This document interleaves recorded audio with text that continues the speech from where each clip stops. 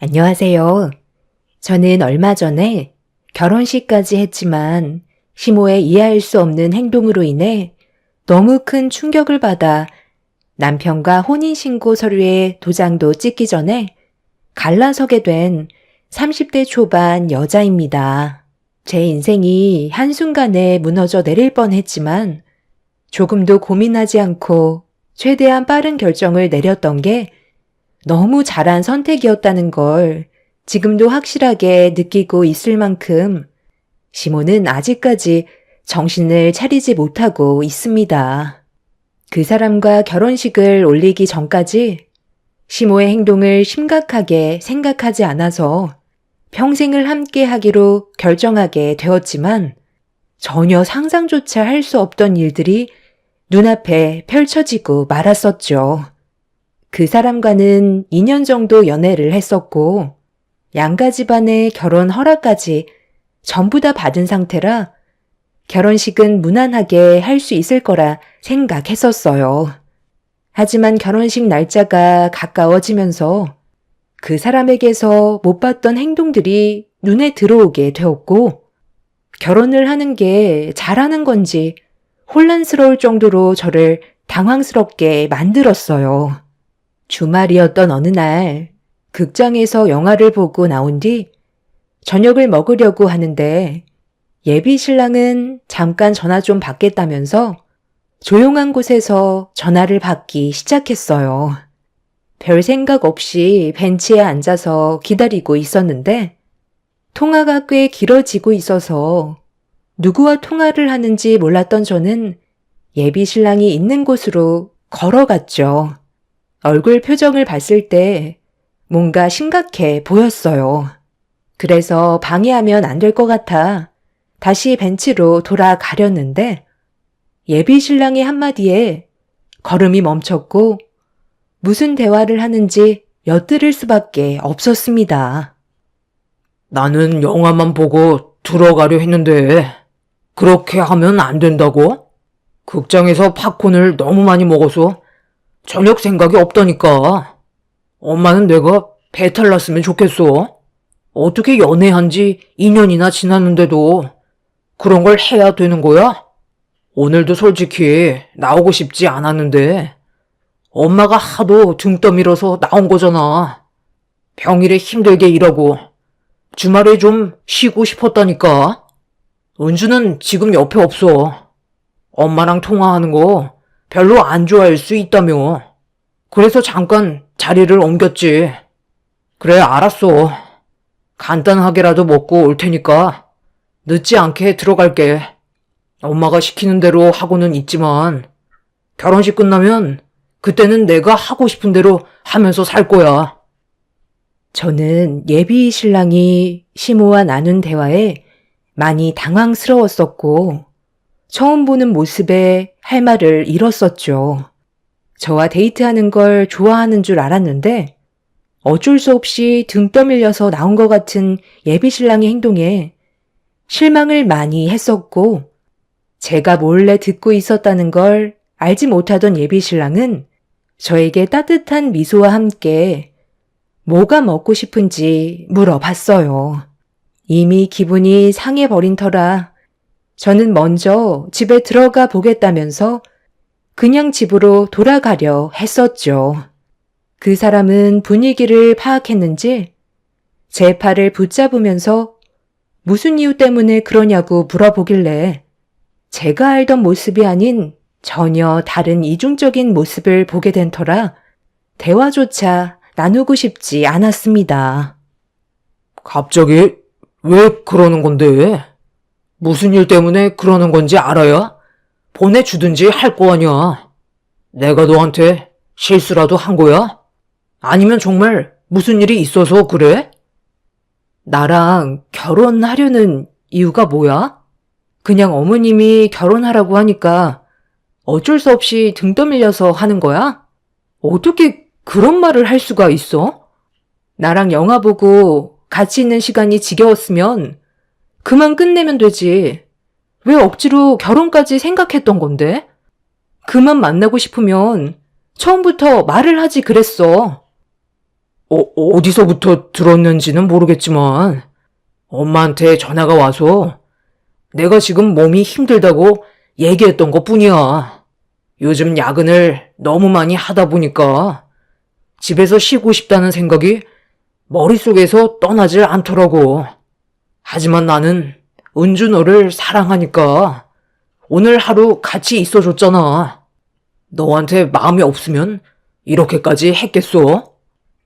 그래서 어머님한테 그런 식으로 말을 했던 거야? 내 기분이 얼마나 안 좋았는지 알아? 그런 말을 들었는데 더 이상 무슨 데이트를 할 수 있겠어. 이 기분으로는 같이 있고 싶지도 않아.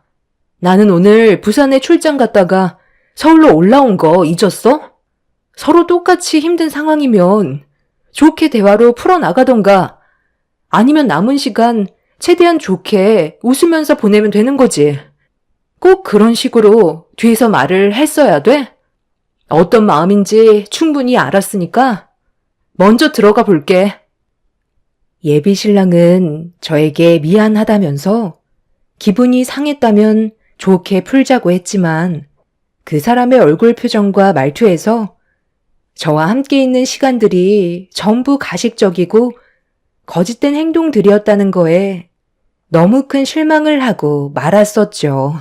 그날 처음으로 예정되어 있던 결혼식을 취소하고 싶은 마음이 들었을 만큼 저에게는 예비 신랑의 행동이 너무 큰 상처로 다가오고 말았습니다.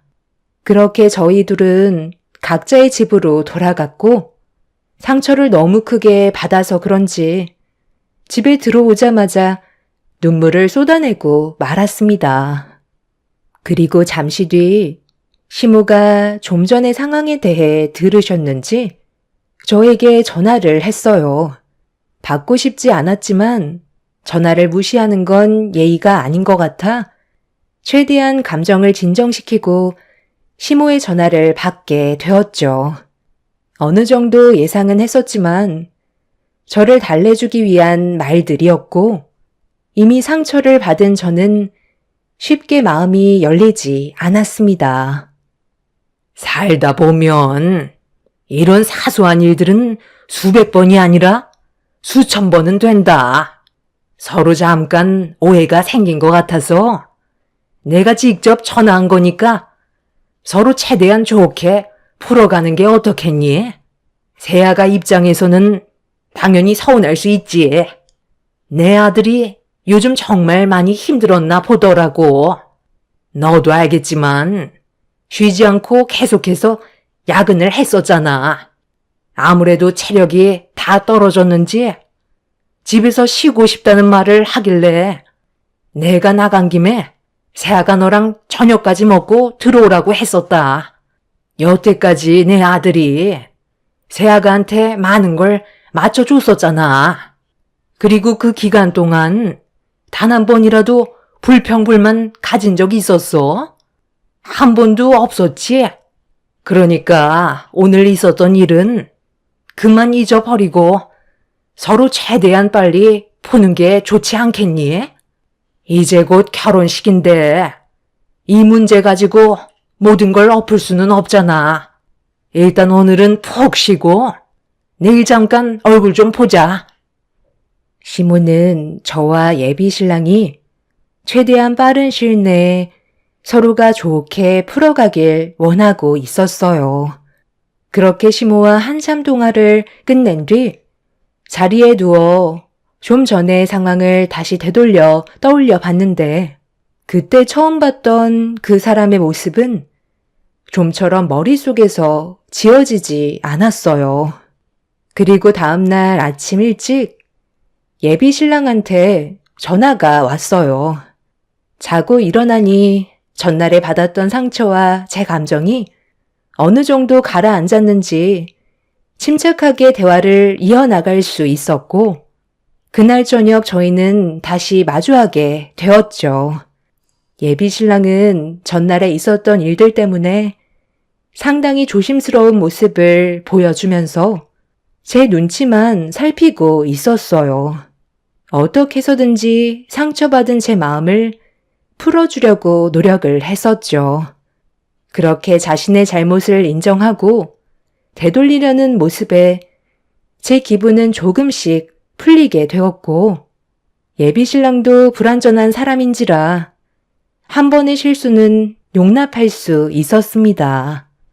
2년간 함께했던 시간들을 한순간에 전부 지워버리기에는 저희가 쌓아왔던 추억들이 너무나도 많았었죠. 그렇게 얼마의 시간이 지나고 다시 예전처럼 좋은 관계를 유지하면서 잘 지내고 있었는데, 시모가 돌아오는 주말에 잠깐 얼굴 좀 보자며 시댁으로 부르셨어요. 저번에 안 좋은 일도 있고 해서 미안한 마음에 저녁 한 끼 같이 하길 원하셨습니다. 그렇게 저는 돌아오는 주말에 예비시댁에 잠깐 들리게 되었고, 시모가 많이 신경을 쓰셨다는 게 느껴질 정도로 많은 음식들이 준비가 되어 있었어요. 그렇게 분위기 좋게 식사 자리를 가지면서 대화를 이어나가고 있었는데, 시모가 갑자기 이상한 말을 하셨어요. 나는 웬만하면 집에서 하는 음식을 선호하는 편이거든. 식당에서 만드는 음식들은 전부 조미료가 들어가서 내 입맛에는 맞지 않더라고. 새며느리는 그래도 음식 솜씨가 나쁘지는 않다고 했으니 조만간 한번 기대해 봐도 되지. 가끔 여행을 가더라도 음식 같은 건 사 먹기보단 직접 해 먹기를 원하거든. 요즘 한식당 같은 경우 음식들 상당히 잘 나와요. 저는 그냥 저희 엄마가 하시는 음식을 눈대중으로 보고 배운 거라 잘하지는 못해요. 그래도 못하는 것보다야 낫지. 조만간 기회가 있을 테니까 그때 내가 부족해 보이는 것들이 있으면 다시 제대로 알려주도록 하마. 그런데 찬송이는 어디를 갔길래 아까부터 얼굴조차 안 보이는 거니? 걔가 뭐 하나에 빠지면 불러도 대답이 없거든. 방에서 뭘 하고 있는 것 같은데 좀 나와보라고 해라. 시모는 테이블 위에 상당히 많은 여행 상품을 올려놓으셨고, 저는 작은 방 문을 두드리면서 예비 신랑을 불렀습니다. 시모가 불러도 대답 하나 없더니 방문을 두드리는 소리에 예비 신랑이 밖으로 나왔어요. 그런데 양손 가득 무언가를 가지고 나왔고 거실 테이블에 턱하니 올려놓았습니다. 방 안에서 가지고 나왔던 건 전부 다 여행 패키지 상품이었어요. 예비 신랑은 신혼여행을 어디로 갈지 확실하게 정하지 않아서 고민 중이라며 이상한 말을 늘어놓고 있었습니다. 신혼여행 우리 벌써 정하지 않았어? 그때 하와이로 떠난다고 결정한 것 같았는데? 그래서 예약까지 전부 다 했었잖아. 설마 그걸 잊은 건 아니지? 그거 내가 취소했어. 하와이 말고 좀 더 좋은 곳으로 가는 게 좋을 것 같아서. 엄마가 그러는데 하와이는 덥기만 하고 비도 많이 내린다고 다른 쪽으로 알아보는 게 좋겠다는 의견을 주셔서 여러 군데 알아보니 꽤 괜찮은 곳이 많더라고. 은주 너는 하와이가 가고 싶은 거야? 한 번뿐인 신혼여행을 망칠 수는 없잖아. 우리 엄마 말 들으면 자다가도 떡이 생긴다니까. 하와이야, 나중에 시간 될 때 가도 되니까 최대한 날씨에 영향을 안 받는 곳으로 가는 게 좋을 것 같아. 그래서 오늘 저녁 먹자고 한 것도 이런 문제를 해결하고자 부른 거니까 같이 의견 좀 내봐. 그리고 우리가 금전적으로 여유가 있지는 않잖아. 그래서 나는 다낭 쪽으로 가고 싶은데 가격도 저렴해서 훨씬 이득되는 부분이 많을 것 같거든. 음식도 우리 입맛에 맞을 것 같고, 엄마도 나랑 의견이 비슷해. 그래.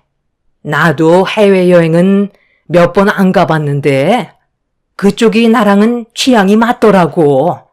음식 맛도 괜찮고.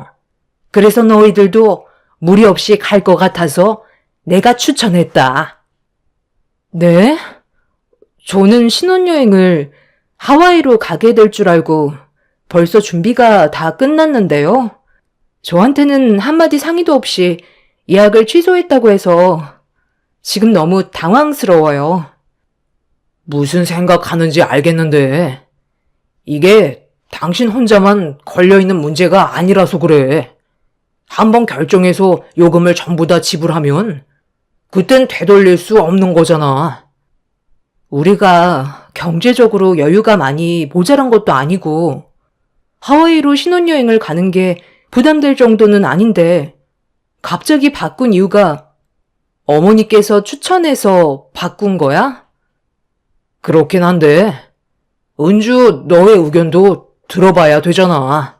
내가 원하는 대로 결정할 수는 없으니까. 여기 준비되어 있는 여행 상품 한번 봐봐. 마음에 드는 게 있으면 다시 의논해 보면 되지. 일단 우리 엄마 생각은 베트남 다낭 쪽으로 신혼여행 계획을 세우는 걸 원하고 계셔. 내가 생각해도 그게 제일 좋을 것 같기도 하고. 거기가 사람들도 좋고 가격 대비 싸게 놀다 올 수 있는 곳이라 돈도 절약할 수 있으니 얼마나 좋냐. 절대 후회할 일 없을 테니 내 말을 듣는 게 좋을 거다. 예비 신랑은 저와 한마디 상의도 없이 신혼여행지를 취소했다는 거에 너무 당황스러웠어요. 오로지 시모가 시키는 대로 움직이고 있는 그 사람의 행동들이 이해할 수가 없었죠. 테이블 위에 올려놓은 여행 상품들은 전부 다 마음에 들지 않았었고 왜 하필 베트남 다낭으로 신혼여행을 잡았는지 알 수 없었습니다.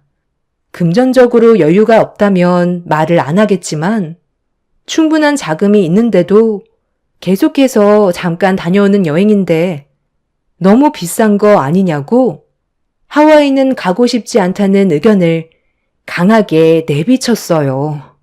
시모까지 반대 의견을 내세우다 보니 무슨 말을 해야 될지 몰라 결국 입을 다물고 있었습니다. 예비 신랑과 시모는 뭐가 좋은지 서로 여행 스케줄까지 잡아놓고 있었습니다. 어차피 신혼여행은 예비 신랑과 단둘이 떠나는 건데 모든 일정을 시모가 정해주고 있었어요. 그 자리에서 제가 반대를 하게 되면 분위기가 안 좋아질까봐 저는 침묵을 유지하고 있었는데 예비 신랑의 한마디에 어이가 없어서 멍하니 바라볼 수밖에 없었네요. 그럼 여기로 가는 걸로 정한 거지? 엄마 생각도 확실한 거고요.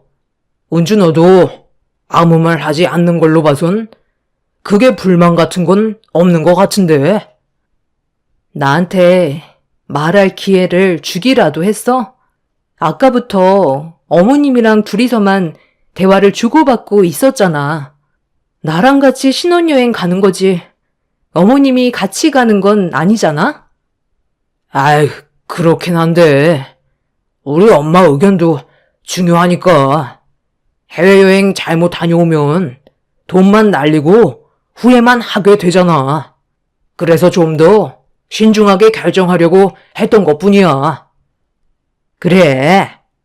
너희가 어디를 가든 그건 나한테 크게 중요하진 않지만 신혼여행을 굳이 비싼 돈 들여가면서 갈 필요가 없다는 거야. 그 돈이면 나중에 너희들이 필요한 걸 사는 게 훨씬 더 이득이라니까. 며느리가 한마디 상의도 없이 결정해서 많이 서운한가 본데 그쪽으로 가면 후회할 일은 없으니까 한번 다녀와 봐라. 시모가 신혼여행을 가는 것도 아닌데 모든 걸 전부 결정하셔서 제 기분이 별로 좋지는 않았어요. 결혼식장도 시모가 중간에 변경을 해서 애를 많이 먹었었죠. 저는 기분이 이미 상해 있었는데 예비 신랑과 시모는 뭐가 그리 기분이 좋은지 상당히 들뜬 모습을 보이고 있었습니다. 더 이상 할 말이 없던 저는 집에 가는 게 좋을 것 같아 자리에서 먼저 일어났어요. 시모는 저를 보더니 집에 들어갈 거냐고 예비 신랑 보고 집까지 바래다 주라며 여행 상품 팸플릿을 들고 방으로 들어가셨습니다. 그렇게 예비 신랑 차에 올라타 집으로 가고 있었는데 집 안에 있었을 때의 상황이 너무 답답해서 단둘이 있었을 때 한마디 하려 했는데 갑자기 예비 신랑이 시모에게 전화를 걸었어요. 제가 옆에 있는 걸 모르는 건지 아니면 개념이 없는 건지 이상한 질문을 던지면서 시모가 시키는 대로 행동을 하고 있었어요. 그럼 집 앞까지 데려다 주라는 거죠? 기분이 많이 상한 것 같으니까 열 좀 식히게 근처 아이스크림 가게에 잠깐 들리라고요? 네, 그거 말고 또 해야 될 건 없어요? 그것만 하면 될 것 같은데 새며느리가 술 한잔 하고 싶다면 집 근처에서 술 마시고 대리 불러오면 될 거다. 아마 신혼여행 일정이 바뀌어서 많이 서운해하는 것 같으니까 네가 잘 좀 설명해주고 여행 상품은 내일 바로 결제하면 될 것 같다. 그럼 새며느리 잘 좀 챙겨주고 이따가 다시 얘기하는 걸로 하자. 잔성 씨는 이럴 거면 도대체 왜 나랑 결혼하겠다는 거야? 그냥 어머님이 시키는 대로 하면서 살면 되잖아. 내 의견은 조금도 생각해 주지도 않고 무조건 어머님 의견만 듣는데 그건 좀 너무한 거 아니야? 지금까지 이래 왔던 거야? 나랑 만날 때마다 어머니한테 전화해서 조언을 구한 거냐고. 아니, 그게 아니라 나는 좀 더 현명한 방법을 찾기 위해 엄마한테 조언을 구한 것뿐인데 잘못된 건 아니잖아? 은주 너도 부모님께 의견을 물어보지 않아? 나도 최대한 좋은 쪽으로 선택하고 싶어서 결정한 거니까 너무 안 좋게만 보려고 하지 마. 이게 다 너를 위해서라고. 대화하다 보니까 벌써 도착했네. 오늘 술은 안 마실 거지? 그럼 내일 다시 연락할게. 여행 계획이 좀 틀어진 거 가지고 기분 나쁜 건 아니지? 아마 절대 후회할 일은 없을 거니까 걱정하지 마. 예비 신랑은 제 말을 듣는 것보다 시모의 말에 더 많은 영향을 받고 있었어요. 이런 상황을 제가 어떻게 받아들여야 할지 너무 혼란스러웠었죠. 그날 집에 들어와서 많은 고민을 가지게 되었고 앞으로 어떻게 살아가는 게 현명한 방법인지 알 수가 없었습니다. 날이 가면 갈수록 눈에 보이는 단점들이 장점보다 많이 있는 것 같아 결혼에 대해 진지한 고민을 안 할 수가 없었어요. 신혼여행 잠깐 다녀오는 거 예비 신랑이 말하는 대로 따라갈 수 있었어요. 제가 중요하게 생각한 건 저와 한마디 상의도 없이 취소를 한 거였고 제 말보단 시모의 말에 더 크게 움직였다는 거였어요. 앞으론 예비 신랑은 시모가 내세운 의견을 결정하게 되는 그런 상황들이 계속 될 텐데 그렇게 된다면 부부싸움은 안 봐도 뻔해 보였습니다. 이러지도 저러지도 못하는 상태에서 심각하게 고민을 하고 있다 보니 어느새 결혼식이 오고 말았어요. 결혼을 하고 나선 저와 함께 살게 될 테니 시모에게 조언을 구하기보단 저와 함께 모든 상황을 헤쳐나가게 될 거라는 믿음 하나로 예정되어 있던 결혼식을 올리게 되었고, 저희는 그날 당일 곧바로 신혼여행을 가기 위해 서둘러 준비를 하고 떠나게 되었습니다. 원래 다음날 가고 싶었지만 결혼식 이후 다른 날은 일정을 잡을 수가 없어서 당일 바로 신혼여행을 떠나야만 했어요. 그렇게 결혼식 직후 급하게 비행기에 올라탔는데 잠시 뒤 제 옆자리에 앉은 한 사람을 보고 너무 놀라 입을 다물지 못했고 충격적인 한마디를 꺼내는 순간 할 말을 잃어버려 그대로 얼음이 되고 말았죠.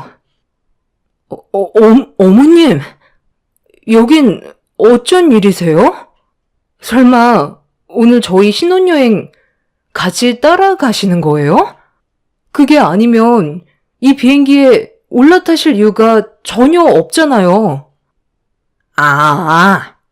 너희들이 신혼여행을 떠나는데 내가 뒤에서 신경 써줄 게 많을 것 같아서 같이 가기로 결정하게 되었다. 너희들의 여행을 방해할 생각 조금도 없으니까 걱정 안 해도 된다. 그리고 세아가 나는 객지에서도 직접 한 밥 아니면 안 먹는데 네가 삼시세끼는 차려줄 수 있는 거지? 저번에 내가 얘기했었잖아. 식당에서 먹는 음식들은 전부 조미료가 들어가서 입맛에 안 맞는다고.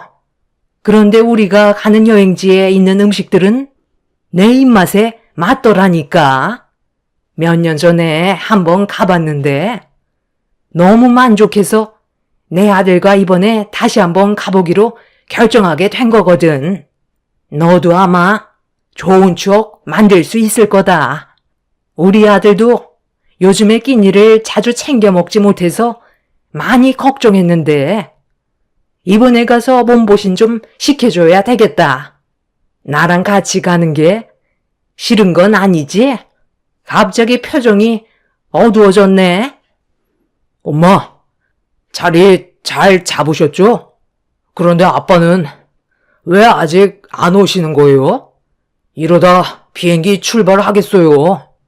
꼭 어디 가려고만 하면 화장실을 가신다니까. 아유, 비행기 출발한다는 말에 급하게 끊고 왔다. 나는 여기에 앉으면 되는 거야? 우리 새며느리 오늘 결혼식 하느라 많이 피곤했을 텐데 몸살 나는 거 아니니? 에휴, 걱정 안 하셔도 돼요. 저래 보여도 몸이 강철이거든요. 10분 뒤에 출발한다니까 이제 자리에 앉으세요. 정신없어도 이런 게 다 추억 아니겠어요? 이게 지금 뭐 하는 거야? 나한테 사전에 한마디 말도 없었잖아. 그럼 신혼여행지를 바꾼 것도 아버님, 어머님과 함께 가려고 변경한 거였어? 같이 가면 좋잖아. 우리 부모님도 이번 기회에 해외여행 가시면 얼마나 좋아. 나중엔 장인 장모님도 함께 모시고 가면 되지. 요즘 정신없어서 말하는 걸 깜빡했는데 기분 나쁜 건 아니지? 잠깐만. 갑자기 왜 일어나는 건데? 이제 곧 출발한다잖아. 일단 가서 내가 전부 다 설명한다니까. 무슨 설명? 더 이상 듣고 싶지 않아. 나랑 결혼한 이유가 도대체 뭐야? 왜 내 말은 조금도 들으려 하지 않고 어머님이 하라는 대로만 움직이는 건데?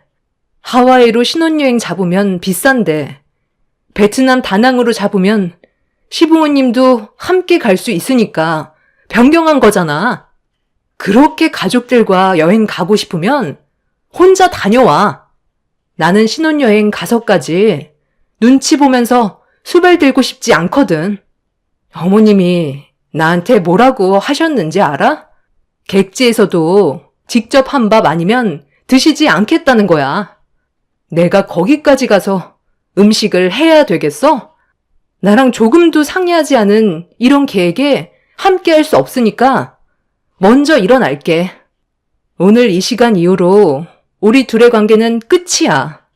정말 그동안 많이 참고 있었는데 오늘 일은 도저히 용납을 할 수가 없어. 눈치 없이 따라오시는 것도 정말 어이가 없는데 저보고 객지에서 직접 밥을 차려달라고요? 평생 당신 아들 밥이나 직접 차려주세요. 저는 당신 며느리가 될 생각 조금도 없습니다. 이제 보니까 그동안 저 사람 뒤에서 계속 조종하신 것 같은데 그게 저 사람한테 좋은 영향을 주지 못한다는 걸 아셨으면 좋겠어요. 혼인신고 서류에 도장 안 찍었으니 이 결혼은 무효가 되겠네요. 잠깐만. 왜 이렇게 열을 올리고 그래? 너희들이 신혼여행 떠나니까 겸사겸사 같이 가고 싶었던 것 뿐인데 그게 그렇게 잘못된 일인 거니? 나는 오히려 흥분하는 네가 더 이해가 안 된다. 그동안 내 아들 뒤에서 조언해 줬던 건 좋은 방법을 알려줬던 것 뿐이야. 그래야 너랑 좋은 관계로 발전할 수 있을 거 아니니? 내 관심이 지나치다고 생각하는 것 같은데 아들 가진 부모 중에 나보다 더한 사람도 많다니까. 사소한 거라도 챙겨주고 싶은 게 부모 마음 아니겠어? 곧 비행기 출발한단다. 그만 흥분하고 이왕 이렇게 된 거 좋게 다녀오도록 하자. 결혼식까지 올렸는데 파투 내면 동네 창피해서 얼굴도 못 들고 다닌다고. 저는 저 사람이랑 제 남은 인생을 함께하고 싶지 않아요. 그리고 이 집안의 며느리로 살아가고 싶지도 않고요. 먼저 일어나 보겠습니다. 즐거운 여행 되세요. 제가 비행기에서 튀어나가려 하자 예비 신랑이 저를 붙잡았어요.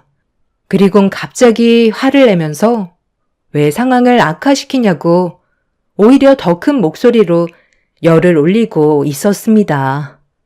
그 사람은 자기 엄마가 하는 말이 100번 옳다면서 저를 이해해주지 못하고 있었죠.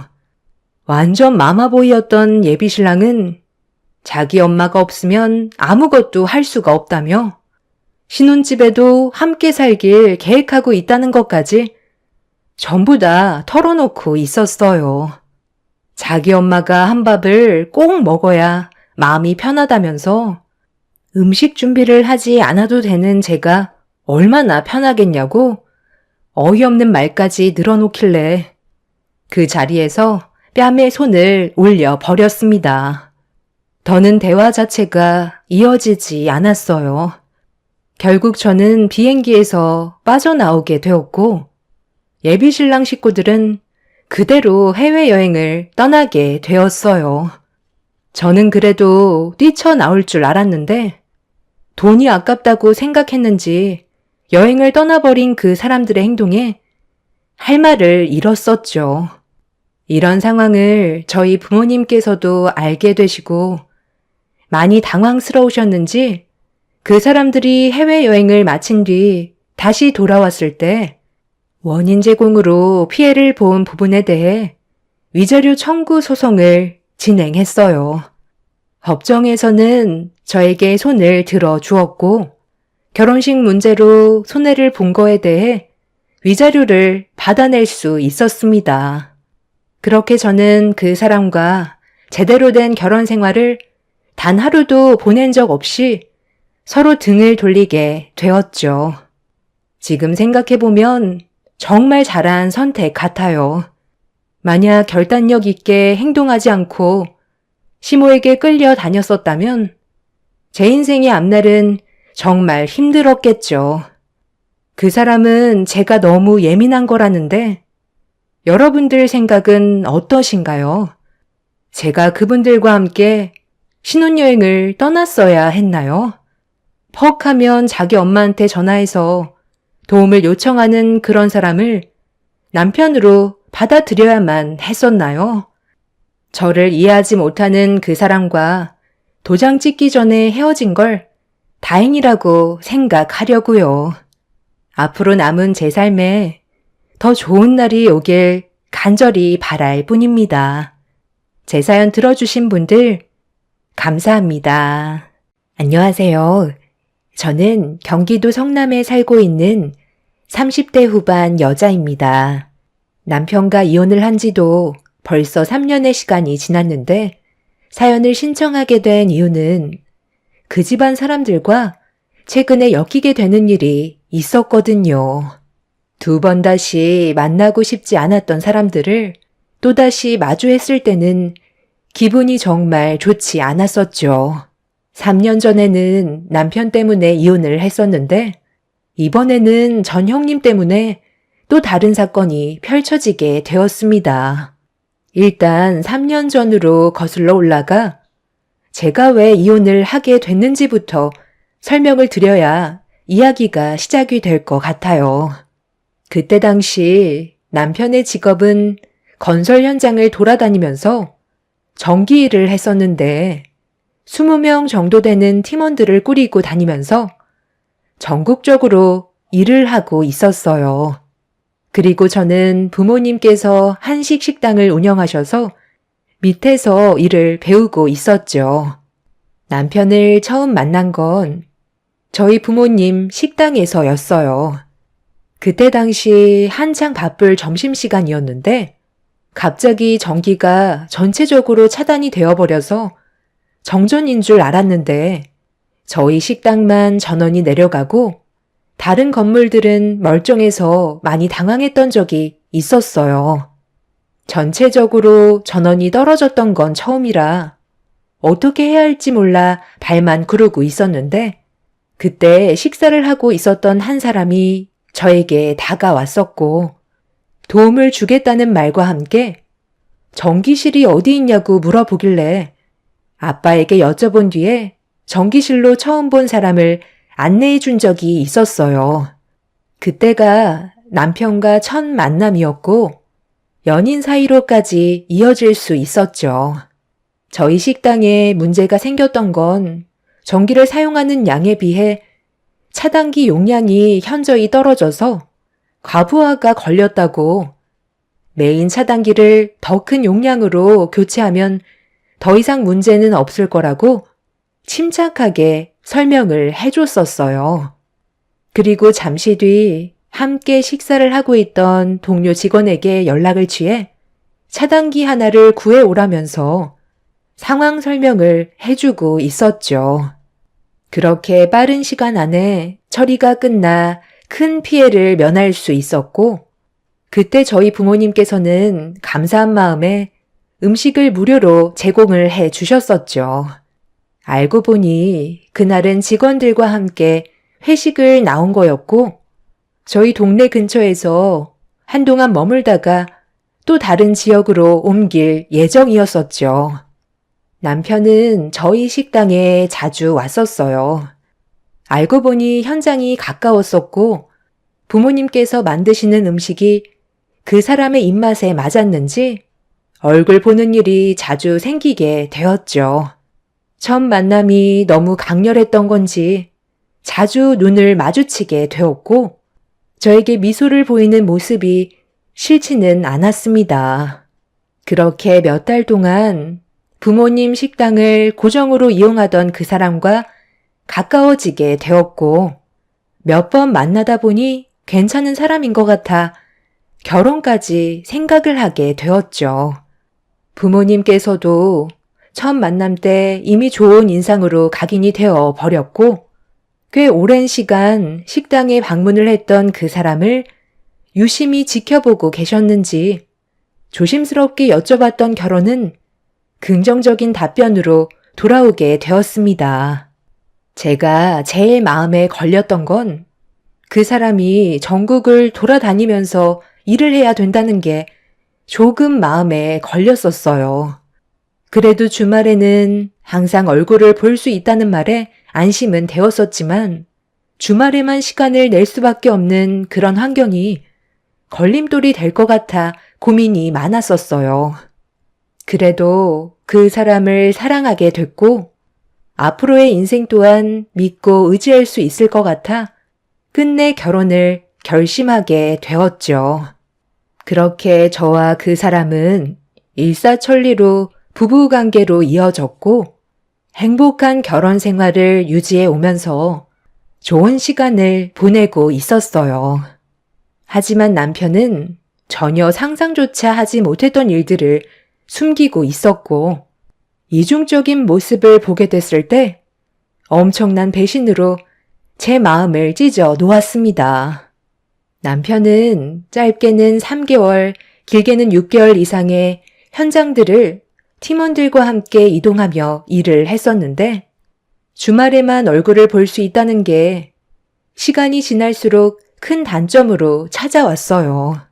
그래서 남편이 보고 싶은 마음에 몰래 일을 하고 있는 현장을 찾아가게 되었었죠.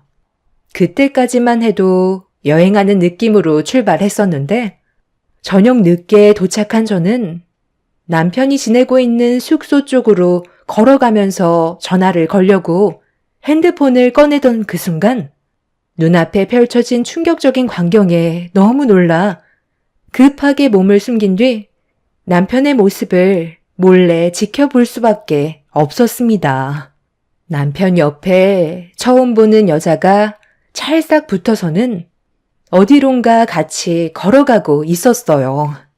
그리고 그 뒤를 따라가 보니 도착한 곳은 노래방이었습니다. 건물 안에 들어가 확인을 해보니 그동안 함께 일을 해오던 팀원들도 노래방에서 함께 노래를 부르고 있었죠. 조심스럽게 살펴보고 있는데 인원수에 맞춰 여자 한 명씩 품에 끼고 춤을 추는 사람도 있었고 눈으로도 보기 힘들 정도로 진한 접촉을 하는 팀원도 있었죠. 제 두 눈으로 보고 있는 광경을 믿기 어려울 만큼 팀원들 사이에 껴있던 남편의 행동은 너무 충격적이라 숨이 가빠올 정도였어요. 남편은 옆에 찰싹 달라붙어 있던 여자에게 거침없는 접촉을 하고 있었고 뭐가 그리 좋은지 맥주를 마시면서 분위기를 즐기고 있었습니다. 저는 단지 고생하는 남편한테 조금이라도 힘이 되어주려고 온 것뿐이었는데 상상조차 하지 못했던 모습을 보게 된 터라 하늘이 무너져 내리는 것 같은 느낌이 들었어요. 저는 도저히 두 눈 뜨고 볼 수가 없어 건물 밖으로 뛰쳐나왔고 저런 더러운 남자와 결혼을 했다는 게 너무 역겨워 화장실로 들어가 오바이트를 하고 말았습니다. 너무나 자연스러운 행동들과 그 생활들이 익숙해 보이던 남편의 모습에 더 이상 결혼 생활을 유지할 수 없다는 걸 알게 되었고 변명조차 하지 못하게 확실한 증거물을 확보해 놓기 위해 다시 노래방으로 들어가 남편의 충격적인 모습들을 전부 핸드폰 안에 담았습니다. 너무 크게 실망을 했는지 제 눈에서는 눈물이 멈추지 않았어요. 그렇게 모든 증거물을 확보한 뒤 집으로 돌아가려 몸을 돌리는 순간 팀원 중 한 분이 화장실을 다녀왔는지 저와 눈이 마주쳤고 그 자리에서 급하게 벗어났지만 건물을 나와 택시에 올라타 서둘러 자리에서 벗어나자마자 남편한테 전화가 왔어요. 어차피 전화를 받아봤자 거짓된 변명을 할 거라는 걸 알기 때문에 계속해서 울리는 남편의 전화를 받지 않았습니다. 그렇게 힘겨운 상태로 되돌아온 저는 남편의 모습이 담긴 영상을 몇 번이고 되돌려 봤어요. 저를 바라보던 눈빛과는 전혀 다른 모습이 제가 알던 남편은 아니었습니다. 그리고 잠시 뒤 집으로 돌아온 남편은 저에게 모든 상황들을 해명하겠다면서 눈물을 흘리고 있던 제 곁으로 조심스럽게 다가오려고 하길래 너무 큰 배신감에 제 손은 남편의 뺨으로 향하게 되었습니다.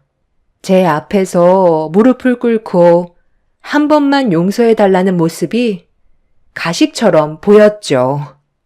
용서?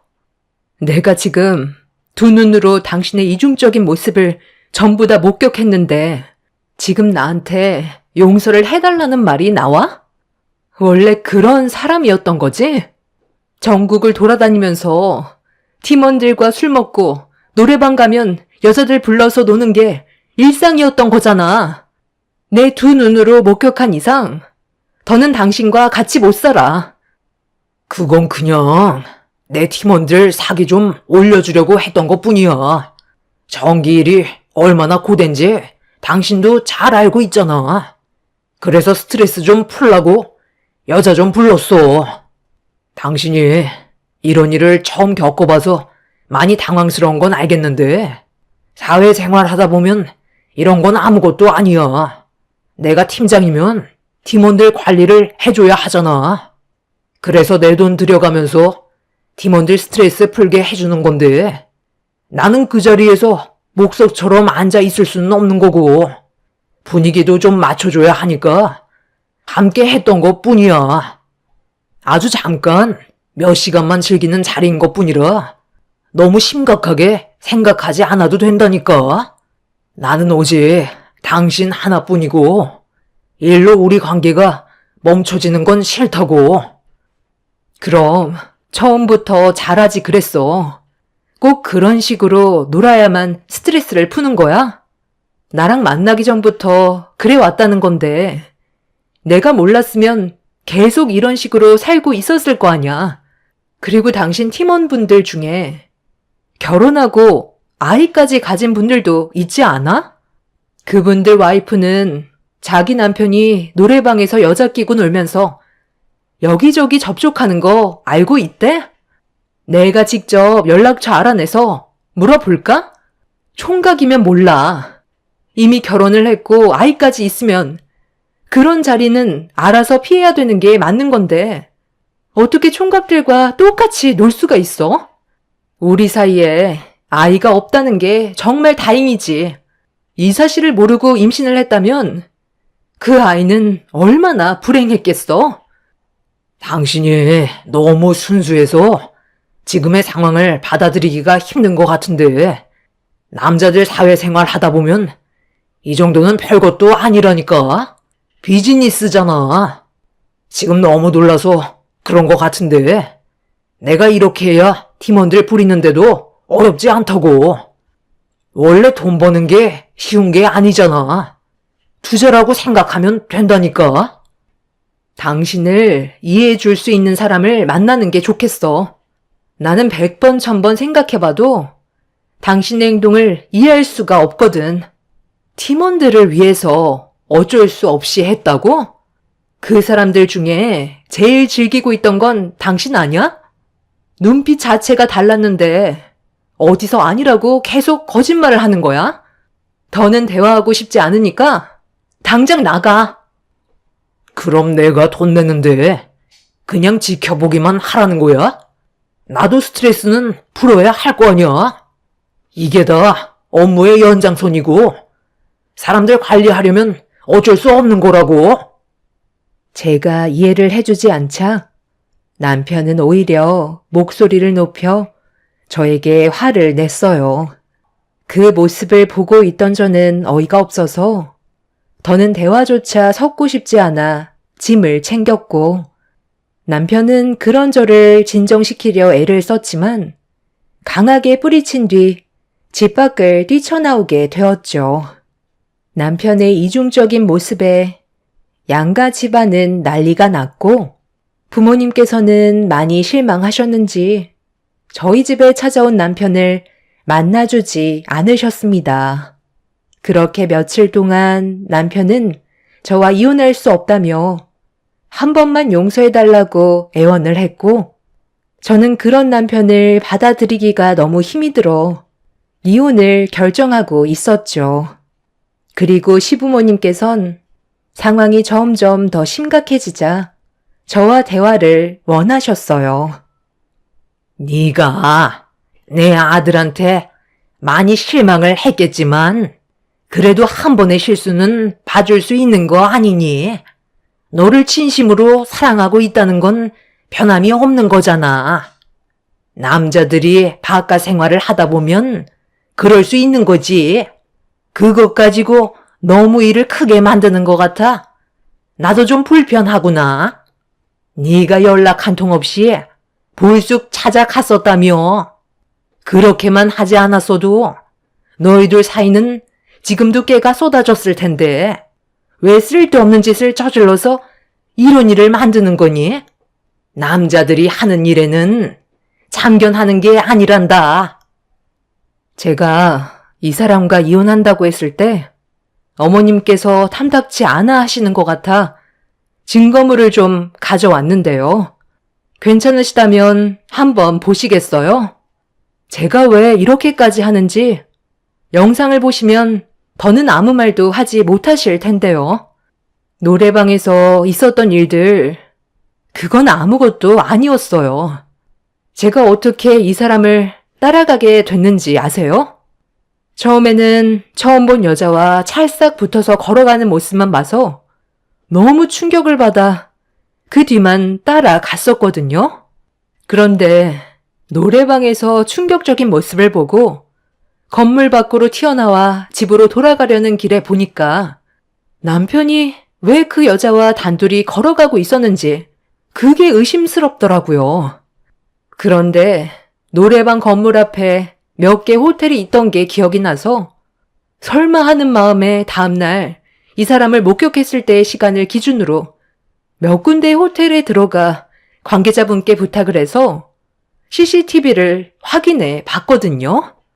정말 아니길 간절히 바랐었는데 이 사람이 글쎄 노래방으로 들어가기 전에 벌써 그 여자와 함께 호텔로 들어갔던 걸 확인할 수 있었어요. 여기 보세요.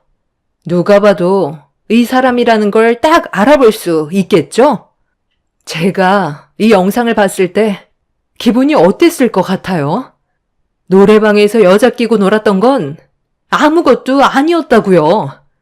벌써 영상 속의 여자와 호텔에 들어가는 게 찍혀 있는데 제가 어떻게 눈을 감아줄 수가 있겠어요?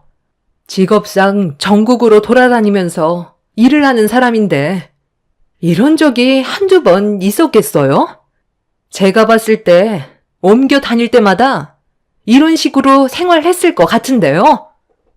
동서, 지금 너무 흥분한 것 같은데 일단 좀 진정하는 게 좋겠어. 남자들이야 사회생활 하다 보면 어쩔 수 없이 해야 될 일들이 있는 거라고. 서방님이 뭐라고 했어? 팀원들을 관리하기 위해 어쩔 수 없이 투자를 하는 거라잖아.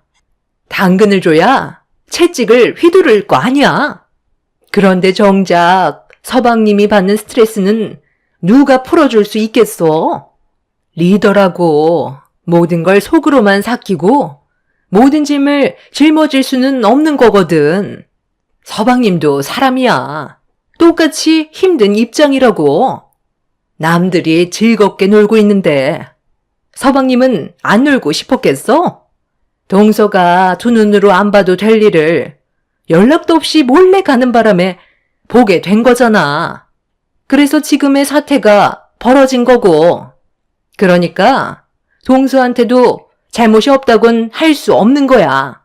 서방님이 다른 여자들한테 몸은 좋겠지만 마음은 주지 않았으니까 이혼을 하지 않겠다고 매달리는 거 아니겠어?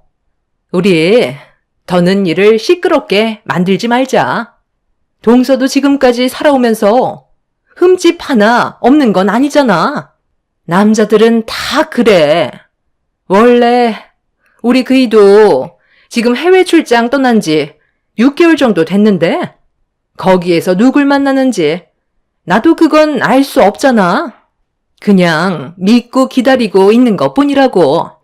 결혼했으면 서로 믿고 그냥 살면 되는 거야. 사랑해서 여기까지 온 거면 끝까지 믿어주는 게 좋지 않겠어? 이혼은 신중하게 생각하고 결정해. 둘이 얼마나 살았다고? 벌써 이혼이야? 그럼 형님은 아주버님이 해외 출장 가서 다른 여자를 만나고 그런 생활을 해도 다 이해해 준다는 거네요. 그럼 형님이나 그렇게 천년만년 이해하고 사세요. 지금 제 입장이 아니니까 그렇게 쉽게 얘기하는 것 같은데 사람마다 받아들이는 기준이 달라요. 형님이 아무렇지도 않게 지나갈 수 있다고 생각하는 것들이 저는 받아들이기 힘들 정도로 크게 다가올 수도 있는 거라고요. 다들 제정신이 아닌 것 같으니까 더 이상 대화하지 않겠습니다. 여기 이혼 서류 있으니까 나머지 작성하고 내일 법원으로 나와. 별것도 없는 집안 주제에 자존심은 있어가지고 혼자 깨끗한 척은 다 하고 있네. 동서는 서방님 만나기 전에 다른 남자 안 만났어? 그동안 살면서 혼전순결을 지킨 것도 아니고 할 거 다 해왔었으면서 엄청 순결한 척 한다? 보면 동서 같은 여자들이 나중에 더 바람 피우고 남자에게 환장하던데?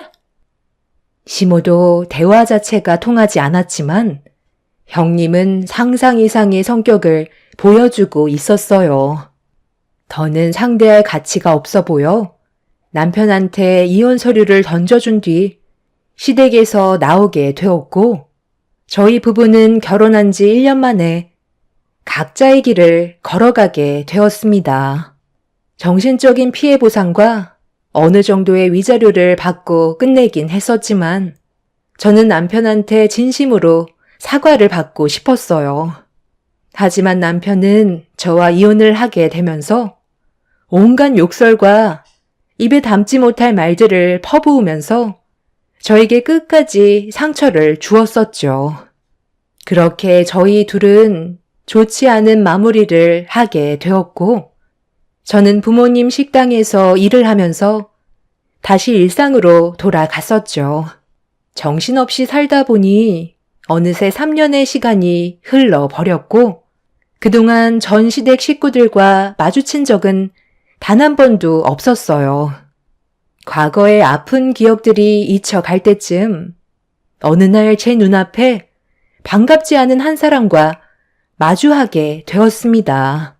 전 형님이 몇 명의 사람들과 함께 저희 부모님 식당을 지나가고 있었어요.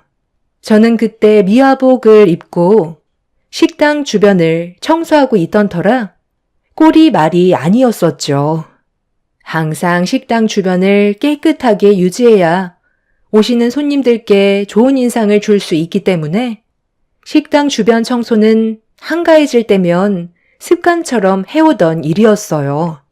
그런데 그 모습을 전 형님이 보게 되었고 함께 걷고 있던 일행들에게 제가 듣지 못하게 수군거리며 깔깔대고 있었습니다. 기분이 좋지 않았지만 그냥 무시하고 할 일을 하고 있었는데 전 형님이 저를 보며 걸어오더니 비웃으면서 상처되는 말을 거침없이 뱉어댔어요. 그때나 지금이나 달라진 건 하나도 없네. 아직도 이런 미화복 입고 식당 주변을 청소하고 있는 거야? 딱 꼴을 보니 이혼하고 지금까지 혼자로 지내왔었나 봐. 예나 지금이나 넌 그 옷이 딱이다 딱. 서방님과 이혼해준 덕분에 지금 능력 좋은 여자 만나서 아주 잘 지내고 있거든. 아이까지 생겨서 집안에 경사가 났다니까. 너랑은 비교 자체가 되지 않는 대기업 여자라고. 내가 최근에 여기 근처에 이비인후과를 개원했거든. 우리 그이가 능력이 너무 좋아서 괜찮은 위치에 하나 차려줬는데 어디 불편한 곳 있으면 한번 찾아와. 이쪽 지역에는 너처럼 천한 사람들이 많이 찾아와서 환자가 끊임없이 있더라고. 그냥 갈 길 가면 되지. 꼭 이렇게까지 아는 척을 해야 돼요? 내가 그 사람이 어떻게 지내고 있는지 알려달라고 한 것도 아니잖아요. 그리고 방금 나보고 천하다고 했어요? 내가 어딜 봐서 천하다는 건데요? 그럼 그쪽은 의사라서 양반이라는 건가요? 겉모습이 의사면 뭐예요? 입이 상스러워서 신분을 깎아내리고 있는데 미아복을 입고 청소하면 천한 거고 의사 직업을 가지고 있으면 양반인 거예요? 요즘 시대에도 그런 걸 따지나? 사람을 겉모습만 보고 판단하지 마세요. 대화 자체를 섞고 싶지 않으니까 비키죠. 곧 저녁 준비를 해야 돼서 서둘러 청소를 끝내야 되거든요. 그리고 우리 식당은 오지 마세요. 전영님은 제가 무시하는 행동을 보이자 옆에 같이 있던 일행들을 의식하고 있었는지 갑자기 저에게 온갖 막말을 퍼붓더니 저를 밀치면서 입고 있던 미화복을 붙잡아 강하게 넘어뜨렸어요. 제가 눈을 치켜뜨고 전영님을 노려보는 순간 제 뺨에 손을 올려 붙였고 저도 과거에는 참고 넘어갔지만 더는 그렇게 할 필요가 없었기 때문에 똑같이 뺨을 올리고 한쪽 손에 들고 있던 빗자루를 전영님에게 사정없이 휘둘러 버렸습니다. 그렇게 서로 치고받고 난리가 나게 되자 부모님께서 밖으로 나오셨고 엄마는 전영님을 보자마자 달려들어 머리채를 잡아 넘어뜨리셨어요. 그렇게 서로 만신창이가 되어버린 상태에서 법적인 문제까지 나오게 되자 전영님은 저희 가족에게 삿대질을 하면서 사람 잘못 건드렸다고 어디론가 전화를 걸었고 잠시 뒤 도착한 외제차 차량에서 내린 한 사람은 3년 전에 전 남편과 결혼 생활할 때 잠깐 뵀었던 시숙이었습니다. 전영님은 자기 얼굴을 보여주면서 저희 가족을 절대로 용서해주지 말라며 분노를 표출하고 있었습니다. 저도 전 시숙에게 모든 상황들을 설명해 주면서 억울함을 호소하고 있었는데 그 순간 시숙의 손이 흥분을 가라앉히지 못하고 있는 전형님의 뒤통수를 강하게 후려치면서 병원문 닫기 싫으면 저에게 싹싹 빌라고 제가 아닌 전형님에게 화를 내고 있었습니다. 시숙의 예상치 못한 행동에 당황한 형님은 목소리까지 떨리면서 많은 사람들이 보는 앞에서 창피를 당해 결국 억울하다며 눈물까지 보이고 말았어요. 그 모습을 본 시숙이 한마디 하셨어요. 당신이 지금 상황 파악이 안 되는 것 같아 보이는데 내가 오늘 어디를 다녀왔는지 알아? 이 사진을 보고도 너를 도와줄 거라는 착각을 하는 건 아니지? 설마 당신 나 지금 미행한 거야? 서로의 사생활은 지켜주기로 했었잖아. 나를 그렇게 못 믿어? 여긴 그냥 내가 몸이 별로 좋지 않아서 가게 된 곳이라고. 네가 지금 사태 파악을 제대로 못하고 있는 것 같은데 내가 이 사진을 들고 있으면 어디까지 알고 있을 것 같은데 그리고 사진 속의 남자를 어떻게 했을지 생각해 봤어? 마지막으로 기회를 주는 거니까 제대로 답을 주는 게 좋을 거야. 그렇지 않으면 너도 이 세상에서 쥐도 새도 모르게 사라지게 해줄게. 지금 뭐 하는 짓이야? 당신이 어떻게 나한테 그래? 여기에서 이러지 말고 다른 곳에서 얘기하면 안 돼? 나 의사야. 동네 창피하게 이럴 거냐고. 의사면 뭐해? 사람이 되지 않았는데. 그리고 당신이 지금 개원한 그 병원 건물 주인이 누군지는 알기나 해? 저기 재수씨 부모님이 소유하고 계신 건물이라고. 뭐라고? 내가 지금 개원한 병원이 저분의 소유로 된 건물이라고? 말도 안 돼. 이깟 식당을 운영하면서 어떻게 건물주가 될 수 있어? 그 건물이 얼마나 큰데? 당신 지금 사기당한 거 아니야? 저 사람들 꼴을 봐봐. 절대로 돈이 많아 보이지 않는 모습이라고. 누가 봐도 입에 겨우 풀칠할 것처럼 보이는 사람들인데 어떻게 건물주가 될 수가 있어? 그래서 지금 나보고 어쩌라고? 내가 사과하길 바라기라도 하는 거야? 의사인 내가 이런 하찮은 인간들한테 왜 용서를 구해야 되는데? 지금부터 상황 파악 제대로 하는 게 좋을 거야. 어디까지 갔어? 솔직하게 얘기해. 당신이 진실이 아닌 거짓을 얘기하는 순간 앞으로의 인생은 끝나게 될 줄 알아. 시숙의 직업은 변호사로 거의 해외 기업들을 담당해주는 높은 위치에 있는 사람이었어요.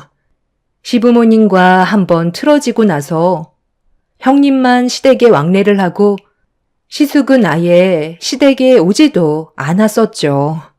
그래서 얼굴 뵌 적이 거의 없었는데 전 남편과 이혼을 하고 처음 보게 된 모습은 화가 머리끝까지 올라온 상태였어요.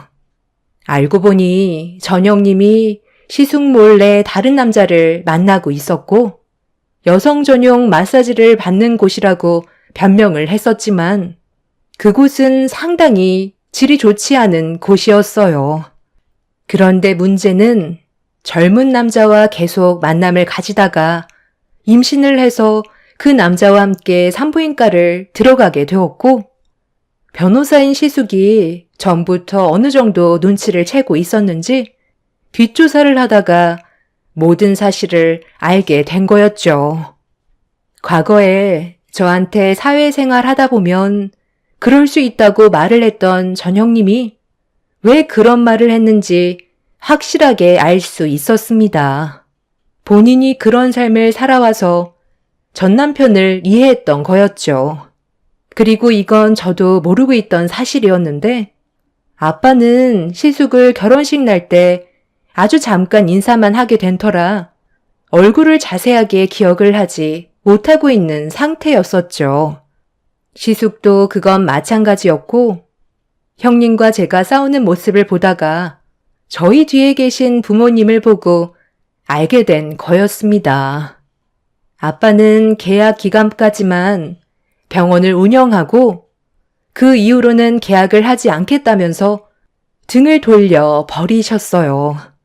당황한 전 형님은 저희 가족을 붙잡으려 했지만 이미 떠나가 버린 배를 잡을 수는 없었죠. 거기에다가 시숙 또한 전 형님의 얼굴에 이혼 서류를 던진 뒤 뱃속에 있는 아이나 잘 키우라면서 그동안 형님이 가졌던 모든 걸 다 빼앗을 거라는 말을 끝으로 그 자리를 떠났습니다. 전 형님은 결국 주저앉아 버렸고 끝내 이혼을 물을 수는 없게 되었죠. 현재 이혼 문제로 소송 진행 중이라고 알고 있어요. 시숙은 저희 가족에게 피해를 주고 싶지 않다면서 시숙 이름으로 계약한 병원까지 빼버리려고 준비 중인 상태라 전용님은 발만 구르고 있는 중이죠. 시숙이 저희 가족에게 진심으로 용서를 구하라고 압박을 했는지 이 사태를 조금이라도 완화시키려고 얼마 전에 저희 식당에 찾아와 손이 발이 되도록 빌고 갔습니다. 하지만 저희 가족이 받은 상처가 너무 커서 전영님의 용서를 받아주지 않았습니다. 그리고 그때 전형님한테 충격적인 말을 들었는데 전 남편이 전기 공사를 하다가 안전부주의로 감전사고를 당해 병원에 입원 중이라는 소식을 전해 주었습니다. 잘 살 것처럼 떵떵거리던 사람이 한순간의 실수로 깨어나지 못하고 있다는 말에 그 사람과 결혼한 아내분과 아이가 참 불쌍하더군요. 그 집안 사람들의 지저분한 행동이 가져온 결과인 것 같아 참 안타깝습니다. 저희 가족이 전영님의 용서를 받아줄 마음은 전혀 없을 것 같아요. 잠깐의 상황을 벗어나기 위해 어쩔 수 없이 사과를 하는 것 같은 느낌을 받아서 그런지 전영님이 활개치고 다니는 걸 또다시 보고 싶지는 않습니다. 사람의 본성은 바뀌지 않는다잖아요.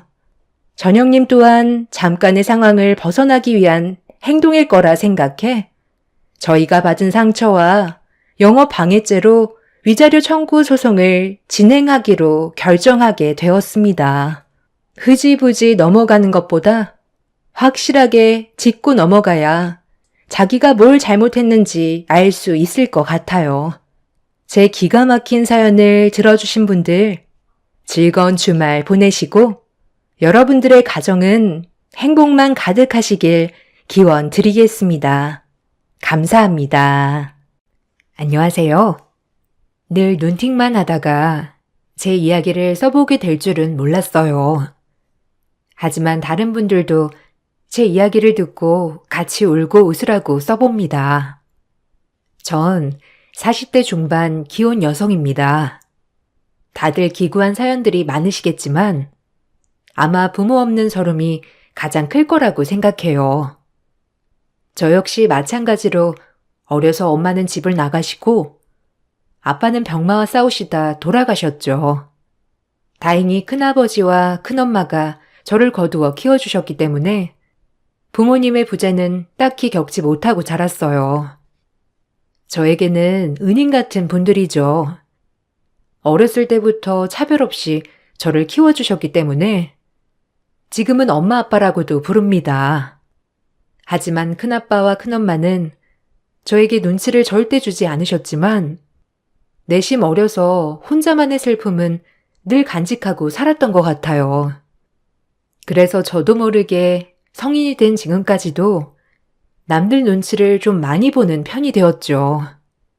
그러던 중 저는 친구의 소개로 지금의 남편을 만나 결혼을 준비하게 되었어요.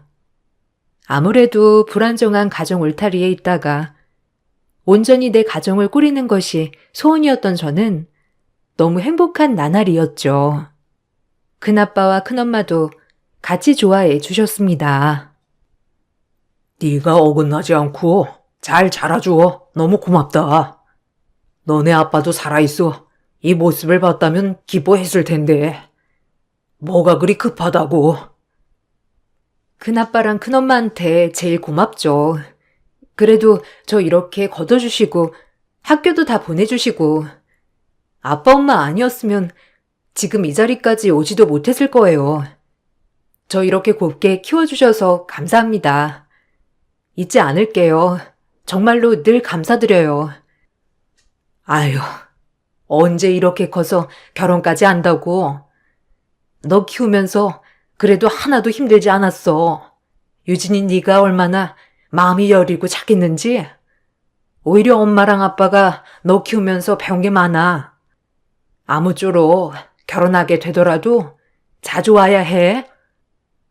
막상 결혼을 한다고 하니 어려서 키워준 큰 부모님께 너무 고마운 마음뿐이었어요. 아무리 핏줄이라도 절 거두는 게 쉽지 않았을 텐데 지금도 매우 고맙게 생각하고 있어요. 그리고 저는 결혼을 준비하게 되었습니다. 하지만 예상하셨다시피 온전한 부모가 없는 저를 시어머니는 매우 싫어하셨어요. 아무래도 배운 게 없을 것 같다였고 친엄마가 살아있지만 어려서 도망갔다는 말에 그 집구석 알만하다며 저를 보기도 전에 싫다고 하셨죠. 마음은 아팠지만 제가 감당해야 될 무게라고 생각했어요. 어려서부터 쟨 엄마가 도망갔대라고 많이 들어왔기 때문에 익숙했지만 지금의 부모님이 사랑으로 키워주셨기 때문에 조금은 잊혀가고 있었어요. 하지만 결혼을 하면서 다시 한번 친엄마의 부재가 또 한 번 상처가 될 줄은 정말 몰랐습니다. 시어머니는 뼛속까지 옛날 사람이었기에 그 엄마의 핏줄을 받았으면 똑같을 거라고 그렇게 단언을 하셨어요. 정말 슬펐죠. 난 걔 싫다니까. 지 엄마 도망간 것만 봐도 딱 보면 모르겠어. 네가 지금 콩깍지가 단단히 신 거지. 아무리 큰아버지네가 애를 거뒀다 하더라도 그게 진짜 핏줄이니? 따지고 보면 지 엄마 핏줄 닮았으면 애가 얼마나 천박할 거야, 안 그래? 엄마, 그렇게 말 좀 하지 마요. 안쓰럽게 생각 들지 않으세요? 어려서부터 얼마나 마음 아픈 일이 많았겠어요. 전 이 결혼 포기 못합니다. 너도 버려놨다 아주. 그 요망한 년이 너까지 다 배려놨어. 내 아들 맞는 거냐? 내가 널 어떻게 키웠는데 아빠도 없이 홀로 너 하나만 바라보고 엄마 이렇게 늙은 거 안 보이냐? 그런데도 네가 내 기대를 저버리고 그깟 년이랑 결혼을 하겠다는 거야? 몇 년 하지 마요. 듣기 싫어. 내 인생 내가 선택하겠다는데 왜 왈가왈부 하시는 거예요? 아무리 그러셔도 전 포기 못해요. 그래, 너 죽고 나 죽자 아주. 어미 앞에서 못하는 말이 없지? 어디서 네 인생이란 말이 나와? 내가 널 어떻게 키웠는데? 엄마, 그거 집착이에요. 전 절대 유진이 포기 못해요. 엄마가 유진이 보면 분명 마음이 바뀌실 거예요. 얼마나 착한 앤데. 남편의 완강한 표현에 결국 어머님 두 손 두 발 들으셨고 저흰 결혼을 하게 되었어요. 남편은 돌아가신 아버지가 운영한 식당을 이어받아 하고 있었고 저는 공무원이에요. 남편은 자영업, 저는 안정적인 직업이어서 결혼해도 큰 걱정을 하지 않았어요.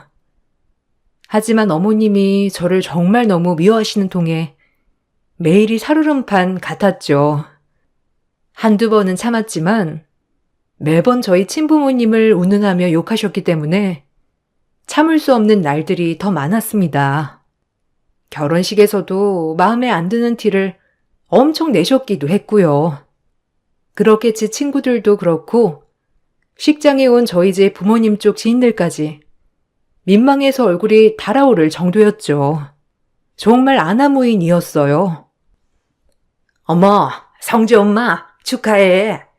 아유, 그래도 신부 되게 예쁘더라. 성재도 아주 싱글벙글이더라. 하여튼 너무 축하해. 축하는 무슨? 아유, 말도 마. 나중에 얘기해. 나 진짜 쟤 너무 마음에 안 드는데 성재가 하도 난리쳐서 억지로 시키는 거야. 식장이니까 나중에 우리 집에 오면 내가 자세히 얘기해 줄게. 하여튼 와줘서 너무 고마워. 밥 꼭 먹고 가고, 알겠지? 야, 너네 시엄마 진짜 너무하는 거 아니야? 아니, 지 얼굴에 침 뱉기지. 그게 뭐야 도대체? 결혼식장에서 떠벌리는 것도 아니고. 아, 원래 그러셔. 그냥 신경 쓰지 마. 그래도 좀 나아지시겠지 뭐. 어차피 같이 사는 것도 아니고 따로 살 건데 뭐. 네가 고생이 많겠다 진짜. 아유, 그래도 오늘 너무 예뻐. 결혼 축하해 유진아. 세상에서 제일 행복한 신부가 되길. 오죽했으면 제 친구들도 신부 대기실에 와서 시어머니의 만행을 저에게 말해주었죠. 기가 막혔습니다. 천박스럽기도 했고요. 매번 오는 지인들을 붙잡고 신부 마음에 안 든다고 하소연을 하셨더래요. 저희 엄마 아빠가 그 모습을 보시고 얼마나 당황하셨는지 저까지 죄송해지더라고요. 엄마 아빠는 행여나 저를 안 좋게 보는데 엄마 아빠까지 나서면 저를 더 안 좋게 볼까봐 참으셨다고 하더라고요. 대신 결혼식이 끝나고 남편에게 아빠가 한 소리를 하셨죠. 얼마나 꾹꾹 참았다가 하셨는지 알 것 같더라고요. 자네, 어머니가 유진이 안 좋게 보는 거 다 아는데 남편이 옆에서 중재 잘해줬으면 하네. 자네 하나 믿고 시집 갔는데 지금까지 그런 소리를 들어야겠나? 하여튼 지켜볼 거야. 우리 유진이는 내 친딸이나 다름없으니 눈에 눈물 나게 하는 일 없도록 하게. 네, 아버님, 죄송합니다. 저희 엄마가 유진이 힘들게 하지 않도록 제가 옆에서 많이 노력할게요. 지켜봐 주세요. 아유, 내가 진짜 창피해서 원. 자네 믿고 결혼시켰는데 유진이 앞날이 안 봐도 훤해. 어쨌든 유진이 눈에 눈물 나는 날엔 내가 가만 안 있을 거야. 아유, 창피해. 자네 어머님, 하여튼 정말 매너가 너무 없으신 것 같아. 김서방이 조심 좀 시켜줘. 그렇게 험난한 결혼 생활에 막이 열렸죠. 시어머니는 더 대단했어요. 매번 말도 없이 저희 집에 찾아오는 것은 기본이었고, 오자마자 집을 뒤지며 매번 살림살이에 터치를 하시곤 하였죠. 집에 들어가는 길에 두려울 정도일 때도 있었어요. 오늘은 오셨을까? 오늘은 안 오셨을까? 매번 이렇게 스트레스를 받았죠. 일 끝나고 집에 오는 날에 깜짝 놀라는 날도 허다했고요. 어머, 깜짝이야. 아니, 어머님, 언제 오셨어요? 말도 안 하시고, 현관 비밀번호는 어떻게 아신 거예요? 아, 놀래라. 내가 우리 아들 집 오는데 너한테 보고하고 와야 하니? 아니, 성재밥은 잘 차려주는 거야? 집안꼴이 이게 뭐니? 냉장고 안은 이게 뭐고? 빵 쪼가리에 죄다 과일. 아니, 밥은 안 먹고 사냐? 우리 성재가 밥심으로 사는 거 몰라서 그래?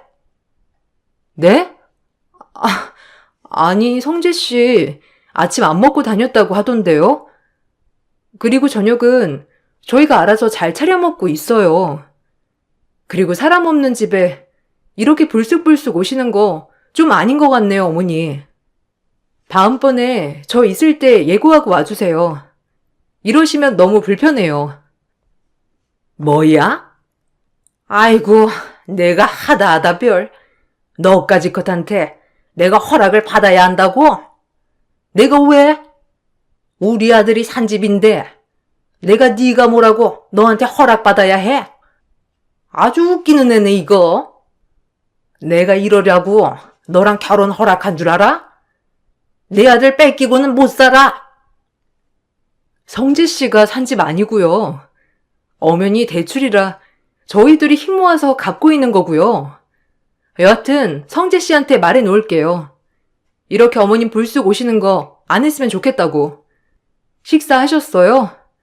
성재 씨 오면 식사하시고 가실 거죠? 저녁 준비하게요. 기다리세요. 이렇게 매번 와서 제 속을 뒤집어 놓으셨죠. 그릇은 얼마나 뒤지셨는지 주방도 엉망이고 심지어는 제 옷장에 옷들까지 뒤져대셨습니다. 그리고 모든 것이 마음에 안 들다는 듯이 항상 꼬투리를 잡으셨죠. 따로 살아도 같이 사는 느낌이었죠. 이럴 바엔 같이 살아도 되겠다 싶을 정도였어요. 그리고 묘하게 그릇 위치나 옷 위치도 마음대로 바꿔 놓으셨어요. 정말 기가 찼죠.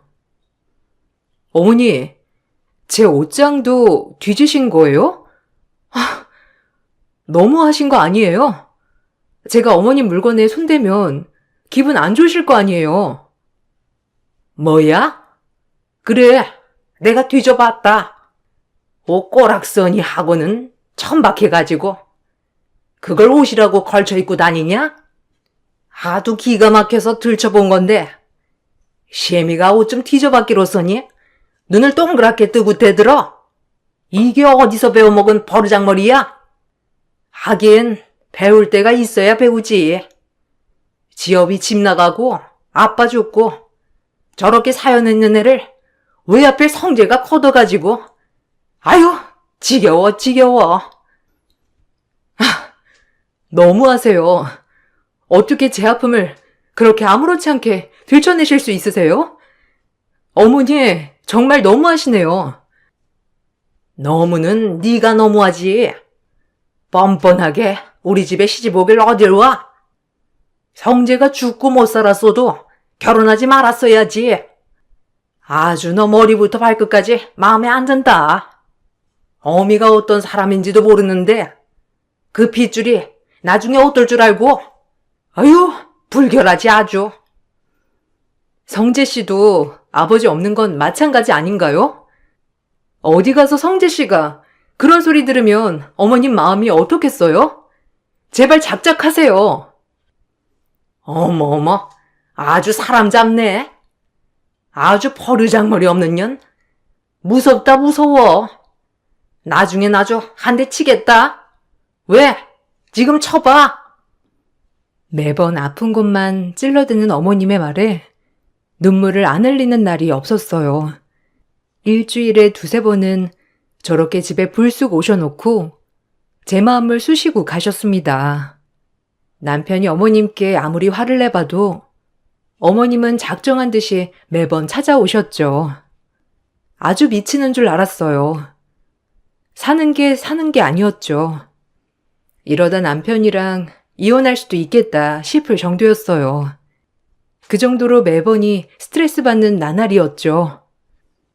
엄마, 자꾸 그러면 저희 비밀번호 바꿀 거예요.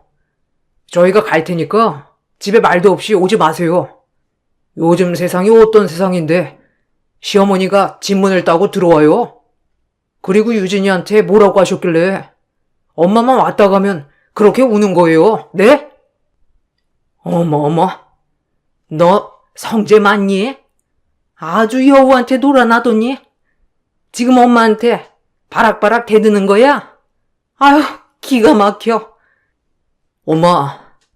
엄마가 이러면 제가 더 힘들어져요. 왜 그걸 몰라요? 네? 아빠 없이 엄마가 홀로 저 힘들게 키워준 건 다 알고 고마운데요. 제발 유진이 좀 내버려 둬요. 유진이가 저렇게 힘들어하니까 제가 괜히 죄인 된 것 같고 그러잖아요. 부탁드릴게요. 네가 왜 죄인이야? 떳떳한데. 자기가 죄인이지? 엄마도 도망가고 팔자가 얼마나 세다는 거야? 아유, 무서워. 제가 나한테 얼마나 말대꾸를 하는 줄 알고나 그러는 거야? 나를 이제 치겠더라니까. 그런데도 네가 제 편만 드는 거야? 너도 참 변했다 아주. 하지만 시어머니는 그때뿐이었죠. 남편이 한 번씩 이따금 뭐라고 할 때마다 잠시 나아진 듯 하더니 또 반복이 되었어요. 제가 남편과 이혼하지 않는 이상 어머님은 끝날 줄은 몰랐죠. 그렇게 제 가슴이 멍이 들고 있었어요. 매일이 행복할 줄 알았던 결혼 생활이 이렇게 매번 살얼음판을 걷는 줄 알았으면 결혼하지 않았을 텐데 라는 생각도 들었고, 왜 우리 친엄마는 나를 두고 집을 나가서 이렇게 내 평생 도움이 안 되는지 철저하게 원망스러웠어요. 아마 지금도 잘 살고 있겠지? 라는 원망과 함께 눈물을 집어 삼켜야 했어요. 어려서부터 매번 눈치만 보고 지금까지 이렇게 스트레스를 받으니 이게 마음의 병이 되었죠. 자기야, 나 요새 목에 멍울 같은 게 잡힌다? 아니, 림프암인가? 뭔가 몸이 안 좋은 것 같기도 하고 무섭네. 당장 병원 가봐야 하는 거 아니야? 내가 일 빼고 같이 가줄까? 그러게, 요새 살도 많이 빠지고, 아휴, 우리 엄마 때문이지 뭐. 아니라고는 못하겠네. 일단 오늘 반차 쓰고라도 가보든지 해야겠다. 끝나면 병원 문 닫으니 일단 자기는 신경 쓰지 마. 어떻게 신경을 안 써? 내가 같이 가줄게. 오늘 반차 쓸 거야? 그럼 나도 주방장한테 가게 맡기고 시간 맞춰 자기 시청으로 갈게. 그렇게 남편과 약속을 하고 일이 끝나자마자 병원에 갔어요. 이것저것 초음파를 보던 병원 의사 선생님께서 저에게 말씀하셨죠. 그 말은 청정병력과도 같은 말이었습니다. 얼마나 놀랬던지. 내가 병을 키웠다는 생각과 함께 눈앞이 아득했죠. 일단 소견서 하나 써줄 테니 큰 병원으로 가보는 게 좋겠어요. 아무래도 종양 같긴 한데 위치가 갑상선이라 조직 검사해 보는 게 좋겠어요. 오늘 소견서 써드릴 테니 이 병원으로 가보세요. 여기가 갑상선이랑 유방 쪽은 잘 보기로 소문난 병원이거든요. 네? 소견서요? 아, 그럼 혹시 암일 수도 있다는 말이신가요? 괜찮으니까 말씀해 주세요. 갑상선 암이라는 거죠? 정확한 건 조직 검사를 해봐야 하겠지만 모양이 악성 같기도 하네요. 일단 소견서는 써드릴게요. 정확한 거 아니니까 진정하시고요. 그렇게 소견서를 받고 큰 병원으로 전 전원되었죠. 그러고 나서 확인한 결과 역시나 갑상선암이 맞았어요. 아무리 갑상선암이 착한 암이라고 하지만 청천벽력 같더라고요. 젊은 나이에 암이라니, 그리고 얼마나 스트레스를 받았으면 암에 걸렸을까라고 생각하니 모든 게 다 원망스러웠습니다. 아무리 큰엄마, 큰아빠에게 사랑을 많이 받고 자랐다지만 늘 엄마 없는 부재는 저에게 스트레스로 다가왔었고, 막상 결혼해서도 늘 이 문제로 구박을 받으니 제 마음이 편할 날이 없었죠. 전 그렇게 수술 약속을 잡았고 하필 명절의 빨간 날과 겹치게 되었죠. 가장 먼저 수술을 받을 수 있는 날이 그날밖에 없어서요. 갑상선 암이라니? 이게 다 우리 엄마 때문이야, 그치? 미안해. 어떻게 얼마나 스트레스를 받았으면 암에 걸려, 어? 내가 진짜 너 볼 면목이 없다. 얼마나 힘들었어. 미안해 정말. 그래도 항암 치료도 안 해도 된다고 하고 수술만 하면 된다고 하니까 조금만 힘내, 어? 내가 꼭 네 옆에서 회복할 수 있도록 도와줄게. 유진아, 진짜 나 만나서 네가 마음고생이 많다. 아니야. 자기도 중간에서 참 힘들었지? 괜찮아. 이제 스트레스 받지 말아야지. 다 이게 내가 스트레스를 풀지 못해 쌓아온 마음의 병인걸. 어머님뿐만 아니라 어려서부터 늘 그랬어, 나는. 매번 눈치 보고 주눅 들고 스트레스 받고 마음의 병이 된 거지 뭐. 엄마 아빠는 제가 암에 걸렸다는 소식을 듣자마자 병원으로 달려오셨고 엄마는 목 놓아 우셨어요. 그리고 아빠조차도 눈물을 훔치셨죠. 가장 아픈 손가락인 딸이 이렇게 암까지 걸리니 부모님 마음에 대못을 박은 거나 마찬가지였어요. 아니, 얼마나 마음의 병이 많으면 암에 걸려, 이거사. 나보고 어떻게 살라고, 어? 네가 이렇게 아프면 내 마음이 편하냐? 아유, 불쌍한 것. 평생을 그냥 어려서부터 눈치만 보고. 미안해, 엄마가. 널 더 신경 썼어야 했는데 내가 너네 아빠를 어떻게 보니? 아니야. 엄마가 날 얼마나 아껴서 키웠는데 왜 그런 말 해? 나 속상하게. 엄마 아빠는 진짜 최선을 다해서 나 키워줬잖아. 그래도 살도 이렇게나 빠지고, 아휴. 수술하고 엄마 집에 들어와서 좀 몸보신 좀 하고 가야겠다. 김서방, 수술하고 나면 유진이 내가 좀 데리고 있을게. 그래도 괜찮지? 데리고 가서 몸보신 좀 시키고 푹 쉬게 해야지. 아, 너 휴직계도 냈지? 휴직계 냈어. 그래도 공무원 사회가 이런 건 다 잘 되어 있잖아. 걱정 마, 엄마.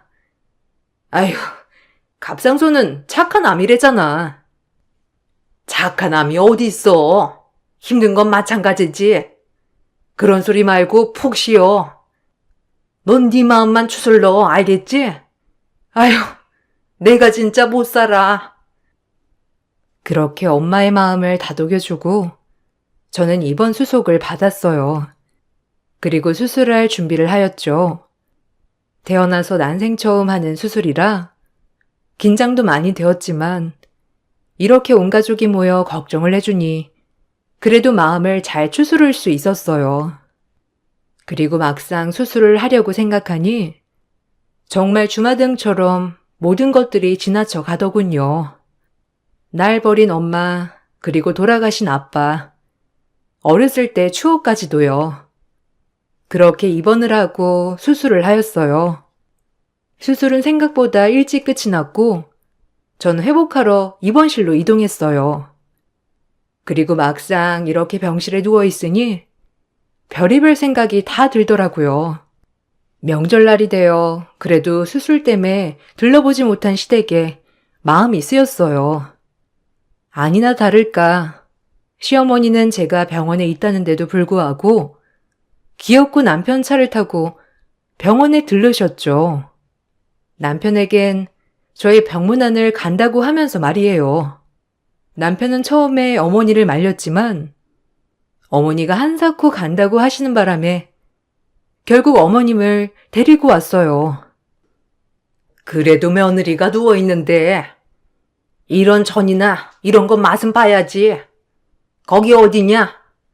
나 좀 데리고 병원에 앞장서라. 엄마가 가보게요? 아니요. 그냥 음식만 싸주세요. 제가 전달해 줄게요. 유진이 지금 힘들어하는데 나중에 오세요. 며느리가 병원에 입원했다는데 나보고 뭐 가만히 있으라는 거야? 그래도 가야지. 앞장서 얼른. 전 좀 챙길 테니 시동 걸어라. 남편은 시어머니가 웬일이지? 라고 생각하다가 그래도 유진이가 아프니 마음이 약해지셨다고 생각했다고 하더라고요. 그래서 남편은 이제 어머니와 유진이가 행복하게 지낼 수 있겠구나 생각하고 들뜬 마음으로 차 시동을 걸었다고 했죠. 그렇게 병실 문이 열리고 시어머니는 몹시 상기된 얼굴이었어요. 그 얼굴을 보고 저조차도 놀랐습니다. 너무 화가 난 표정이어서요. 아, 어머니 오셨어요?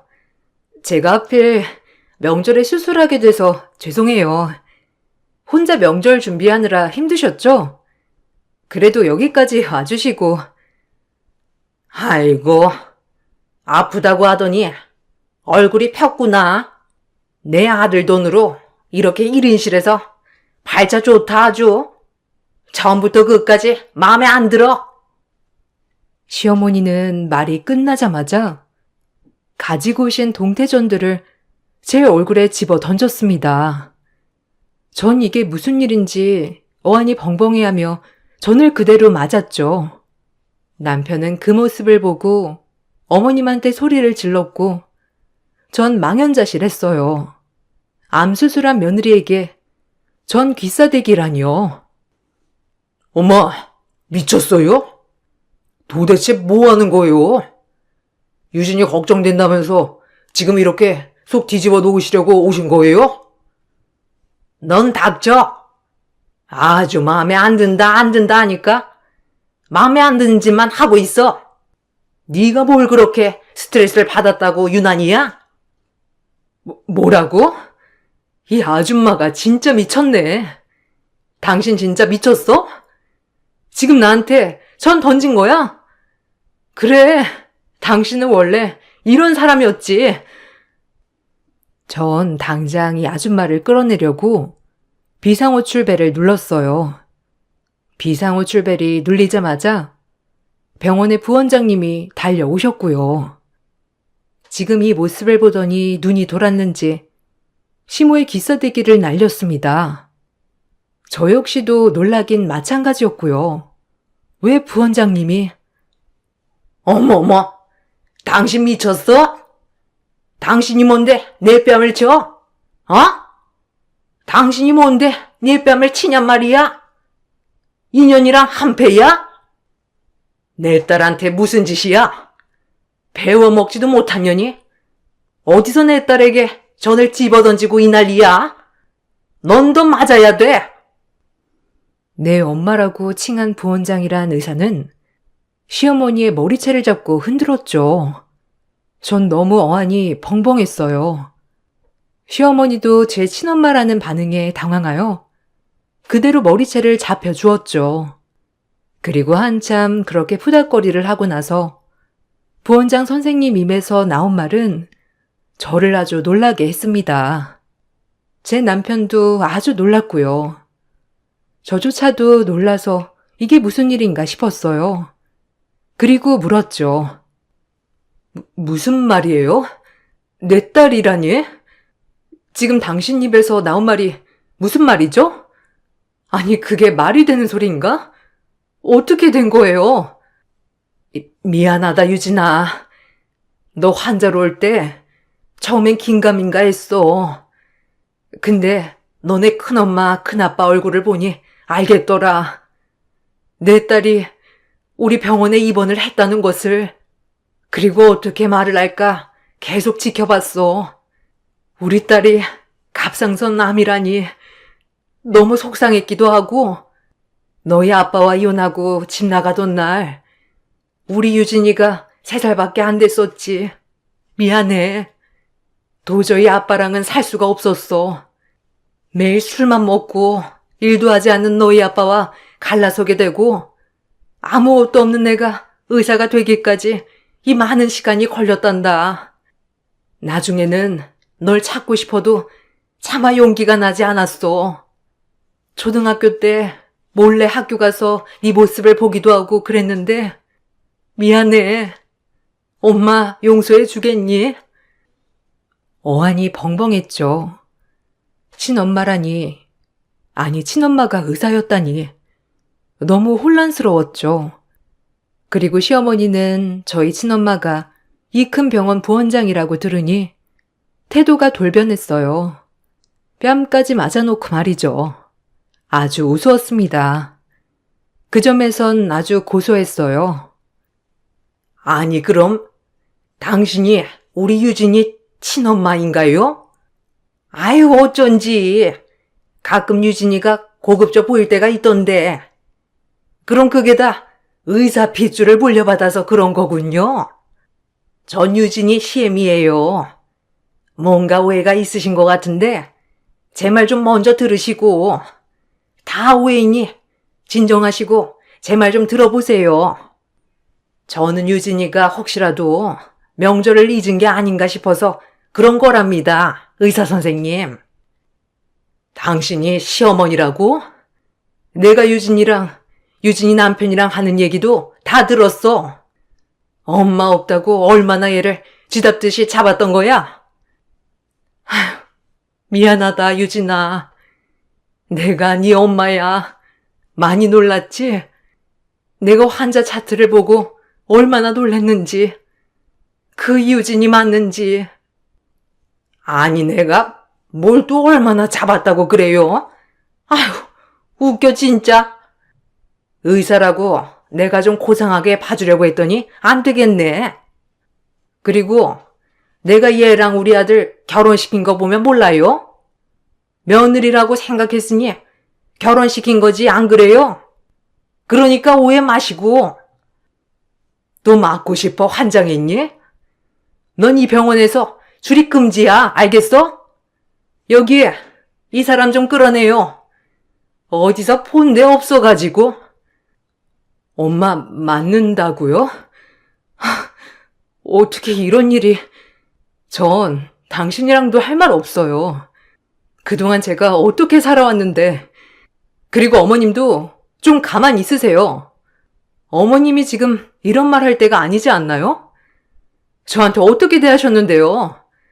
늘 항상 엄마 없다고, 본데 없다고, 불결하다고 하셨으면서 이제 와서 지금 그러는 거예요? 진짜 꼴 같지도 않네요. 둘 다 나가주세요. 저 정말 지금 혼란스러우니까. 엄마, 나가. 지금 이게 뭐 하는 짓이야? 아픈 사람 병실에 와서. 진짜. 엄마 정말 가지가지 한다. 죄송해요. 미안해, 유진아. 유진아, 정말 미안해. 엄마가 중간중간 큰아빠네한테 연락도 하고 너 찾으려고 얼마나 노력을 했는데 그땐 엄마가 능력이 너무 없어서 널 데리고 오지 못했어. 큰아빠네가 널 키우는 게 너한테도 환경적으로 나을 것 같았고. 근데 후회했어. 엄마가 이제 너 하고 싶은 거 다 하고 살게 해줄게. 미안하다. 정말 엄마를 용서해 주겠니? 엄마도 널 잊은 적이 단 한 번도 없어. 아니, 무슨 소리를 그렇게 섭섭하게 하니, 유진아? 우리 며느리가 친엄마를 찾다니. 진짜 감격스럽구나. 그리고 이 큰 병원의 부원장이라면 도대체 얼마나 성공했다는 거야? 진정들 좀 하시고 제 얘기 좀 들어보세요, 사돈. 이제 사돈이죠? 그렇게 날 구박할 땐 언제고. 이제 와서 친엄마가 이 큰 병원의 부원장이라니까. 왜? 눈이 돌아가요? 당신 같은 사람이 내 시어머니라는 게 진짜 부끄러워. 나가! 그리고 성재씨, 나 지금 말할게. 어머님이랑 나랑 둘 중 하나만 골라. 나 더 이상 어머니랑 만나고 싶지 않아. 저는 남편에게 그렇게 통보를 하고 이제 친엄마와의 관계를 마무리 지어야 할 것 같았어요. 친엄마는 저에게 애원했죠. 절 잊은 적이 단 한 번도 없다는 그 말이 얼마나 가슴이 아팠는지. 그리고 친엄마는 시어머니를 내쫓았어요. 남편도 너무 놀라서 더 이상 말이 없었고요. 그리고 그날 저와 친엄마는 못다한 이야기를 많이 나눴습니다. 혼자서 저를 데려오기 위해서 악자같이 공부한 나날들, 공부하며 아르바이트 했던 날들 때문에 저를 돌볼 수 없었다는 얘기들, 그리고 지금이라도 꼭 엄마 노릇을 하고 싶다고도 했고요. 무엇보다 저에게 주고 싶어 돈을 버는 순간부터 지금까지 차곡차곡 모아놓은 돈을 저에게 주시더라고요. 자그마치 그 돈은 8억이었습니다. 남들에겐 큰 돈이 아닐 수도 있지만 그 돈보다도 친엄마의 저를 생각해줬다는 마음, 저를 잊지 않았다는 그 마음이 가슴을 울렸어요. 그리고 저를 키워주신 큰아빠와 큰엄마가 한달음에 달려오셨죠. 저를 키워주신 부모님에게 무릎을 꿇고 감사하다고 싹싹 비는 친엄마를 보니 만감이 교차했어요. 놀랐죠. 그리고 그런 엄마를, 큰엄마와 큰아빠는 그래도 제가 친엄마를 찾았다는 마음에 오히려 제 마음을 더 신경 써 주셨어요. 그리고 친엄마는 그냥 얼굴만이라도 보게 해달라고 저에게 말했어요. 늘 엄마가 그리웠던지라 절 버리지 않았다는 그 말에 마음이 얼마나 녹던지. 내가 그동안 엄마를 얼마나 보고 싶었는데, 큰엄마랑 큰아빠가 엄청 잘해주셨지만 그래도 친엄마가 날 버리고 갔다는 그 응어리, 그래도 이렇게 날 잊지 않고 찾아줘서 고마워요. 그리고 나 친딸처럼 키워줘서 고마워요, 큰아빠 큰엄마. 고맙습니다. 우리 딸 이렇게 훌륭하게 키워주셔서 저보다 더 훌륭한 부모님이세요. 고맙습니다, 아주버님, 형님. 그래도 유진이가 내 딸인 건 변함이 없고요. 그래도 유진이가 그렇게 그리워한 친엄마를 찾았으니 저는 그걸로 됐습니다. 그리고 병원에서 태어날 때까지 친엄마의 케어를 받았고 집으로 돌아오는 길 남편에게 다시 한번 말했죠. 이혼 아니면 시어머니와 손절. 남편은 주저없이 저를 선택하였고 그렇게 시어머니와의 연을 끊었어요. 아마 시어머니에겐 가장 큰 벌이 아닐까 싶어요. 시어머니는 남편이 연락도 없이 시어머니를 무시하자 저희 집에 찾아왔지만 문전박대를 하였고 비밀번호도 바꿔버렸죠. 야, 문 안 열어? 너 부원장 친엄마 얻었다고 막 나가는 거니? 그래봤자 한부모 가정주제에 네가 나를 이렇게 등한시해? 조용히 해, 이 아줌마야. 당신 아들도 이제 등 돌렸고 당신은 영원히 혼자야. 내가 왜 암에 걸렸는데. 다신 찾아오지 마. 한 번 더 찾아오면 경찰 부를 줄 알아. 알겠어? 이제 혼자 외롭게 쓸쓸히 늙어가 봐. 알겠지? 다신 오지 마, 다신! 시어머니는 할 말을 잃은 듯이 터덜터덜 돌아갔고, 남편도 저에게 그렇게 병실에서 하는 모습을 보고 자기 엄마를 보고 싶지 않다고 했고요. 그렇게 저희는 정리가 되었어요. 암에 걸린 덕분에 친엄마를 찾았다고 할까요? 아니면 만날 인연이라 만났던 걸까요? 전 간간히 친엄마도 만나고 지내고 있어요. 물론 아직까지 마음속에 나의 부모님은 큰엄마 큰아빠라고 생각하고 있고요. 이젠 생각을 바꿔서 저에겐 부모님이 4명이 있다고 생각하며 긍정적으로 살고 있습니다. 제가 밝아진 모습에 남편도 좋아하고요. 지금이 제일 행복한 시기인 것 같아요. 시간이 많이 흘렀지만 아직도 시어머니의 만행들은 지금 생각해도 부글부글 끓습니다. 남편의 속마음은 어떨지 모르지만 제 앞에서는 저 자신을 제일 위한다고 말을 하고 있고요. 전 다신 보고 싶지도 않아요. 늘 눈팅만 하다가 한번 제 이야기도 써봤는데 제가 겪은 일이지만 별의별 생각이 또 드네요. 지금까지 제 이야기 들어주셔서 감사합니다.